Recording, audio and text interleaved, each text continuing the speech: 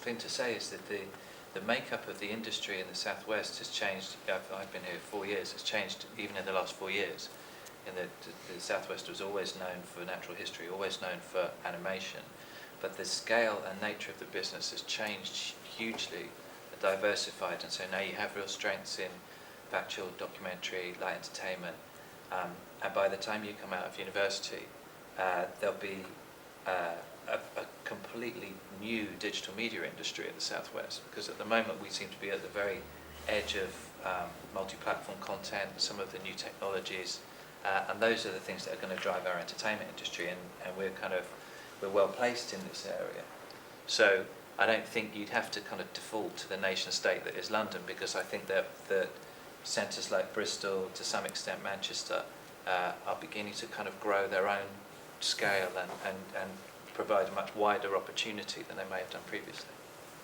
And I think people also are realising, just with pure commerce, that at the heart of all of these industries are people, and we need to hold on to the people as well. So it's very easy for people to disappear from this part of the world back to London. It's less than 2 hours on the train, and the more and more we want to build a coherent and thriving industry here, not one which kind of ebbs and flows, but one which actually provides people largely on a freelance basis with an income that pays mortgages and stuff. The more we realise we want to hold on to people. So I think that is actually happening as well, and hopefully in a few years it won't be quite as stark a choice as it once was, London or somewhere else. I think that with digital proliferation and stuff, actually being able to have a kind of A-class career in the southwest will become much more realistic. I mean, from my experience previously freelancing on drama production, it's a great place in the southwest. It's got a good history of, I was in costume drama production predominantly, but I do feel that I still get calls from all over the country sort of saying, are you available to come and work in Manchester or Norwich, or you've also got to be really sort of, at least in the first few years, flexible on where you can be based in one place, but you might spend 3/4 of the year working in other locations. So there's, I guess, implications on new entrants to the industry in that sense as well. I mean, you might not have a mortgage to pay because you might not be based in one place long enough or really be able to afford one for quite a long time. But bizarrely, it's kind of something almost which works against the southwest, actually, I find, is that because the industry's been set up on a freelance basis, and you're absolutely right, is you just need to get out there and get as much experience as possible before you kind of settle down, that people then automatically assume that you come back to the southwest to settle down. And it really goes against the industry, because people go, well, if you want to work really hard, you're in London. If you want to kind of have a bit of an easy life, then you'll be in the southwest. And I think what we need to try and do is work quite hard on the understanding and the perception that actually programmes that come out of here are as good as anywhere else, and they just happen to be made here, And it's trying to get over the kind of slightly stigma, actually, that regionality has. It's programmes were either network or regional. Regional was obviously not as good as network. So the whole concept of regional is something you have to sort of struggle against anyway. And again, I think it's something which will actually change as things become much more thriving in the area, and you won't actually have to move around quite so much, because actually moving around is what dilutes the whole thing, and it's that everybody kind of crosses London, which is why it becomes the most important point, because that's sort of where everyone is. But loads of people don't want to. I mean, the number of emails I get on a weekly basis saying, please can I come to the southwest, and these are people who don't want to come here to surf, they're people who actually like making TV. So it would like the more and more people that we can welcome there, and with Cardiff as well being so close, I think it will happen. Joanna, have you felt that there's been a shift out of London in terms of feature filmmaking? Because a lot of Bristol, it's very TV based. What are your feelings coming from a film perspective? Well, I for me, it's not about sort of where you are in a sense. I mean, I guess I am personally quite London-centric, because that's where I live, and I've lived there for nearly 30 years. But in terms of my filmmaking, the inspiration for my filmmaking, it's not at all based in London. And actually, I'm one of these people who think it would be really nice to finally move out. And actually, there's no compromise to what I'm doing. And at the moment, in fact, I'm planning to make a film up in North Norfolk. So it's very much where I have a sense of, something that inspires me, a place. It's not, I'm not somebody who has an office job and has to be in London. And I think now, just the way technology is, you can be much more fluid in terms of where you are.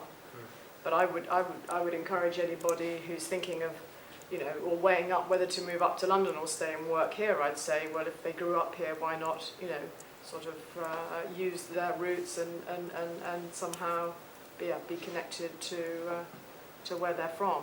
Not to have to be stuck here, but I think London is overrated, really. So the feature film industry is the fact that the supply chain is so completely based in the centre of London that that there are an enormous number of people who work in feature films who are based outside London, but they all have to bounce in and out of London to actually pull the finance together, if you like, and find the distribution and do those deals. And so until that supply chain breaks, and I think the feature film especially will always be looking to London, but it doesn't mean you have to, it's not where you guys shoot, No.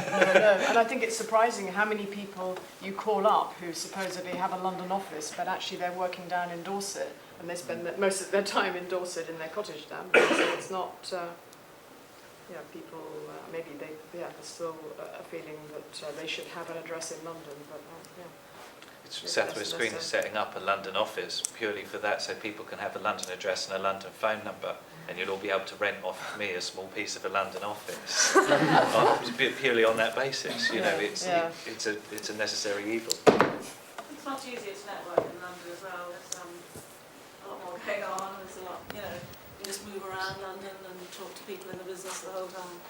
It just feels very energetic. It's that kind of corridor conversation stuff, isn't it? So I have no idea what's happening here. It's kind of interesting. It always struck me, the feature film business in the UK is one of the most marginally profitable businesses kind of in the world, and yet it's occupied some of the most expensive real estate in the world. It's always been bizarre, but that's the point. Because of it's a self-fulfilling thing. It is, birds of a feather flocking together, and it's because that's where the deals are made. That's where the money is fundamentally, and it's it's a producer's paradise. It's not a producer's paradise at all. It's bloody hard work, but that's why it's that network hub really, because people are trying to struggle to find money, and you need to meet a lot of people. Pardon? Go to a party or go to a meeting. There's just stuff going on the whole time. Yeah. But I'm sure there's also stuff going on here. I'm always surprised as a Londoner, actually, when you move outside. Yeah, for example, what we're doing tonight, I haven't done something like this in London. So, this seems a very connected organisation. So, I feel we should encourage, to really... I think that from my experience of moving from London to here is that it seems quite disconnected out here in a sense. I wouldn't know where to start, where to go if I were looking to get a job in the industry. And websites are fine, but they get confusing when you start to register. It's not as cohesive because there isn't a central place like there is in, say, Soho or other alternative studios. So what's the central place in Soho? But in terms of as you were saying, you know where to go, you know where most of the production houses are, or where the studios are. I mean, the reality is that most feature films are not even filmed in the studio, they're filmed in the Czech Republic or in Poland if something else is cheaper. But I don't know, doesn't seem too cohesive in this area. But I think that's probably a lot of that is because the vast majority of the industry is companies less than 5 people. So, it is a very disjointed world compared with London, which has, fewer huge companies which seem to have bigger footprints, But I think the reason for that is just revenue, is that the people that spend the money are the commissioners, or all the commissioners are in London. But again, I think as the industry changes, and remember we're in the entertainment storytelling business, we're not in the television business, or just the film business. As more and more people from different areas are spending money, commercial partners, these other, internet broadcasters, the London thing is less important. If Google are commissioning you to make something, they don't give the monkeys where you are in the UK. They've just about heard of the UK. So I think that will change as this kind of stranglehold over content that the commissioners have is relaxed. Is it worth just making a contribution from someone who runs a Bath production company and who used to be I used to be the chair of the Nations and Regions for PAC, which is the Producers Alliance for Cinema and Television. There are two things. First of all, Bristol is the second, and the Bristol diaspora is the second biggest production centre outside of London. London has had decades of public investment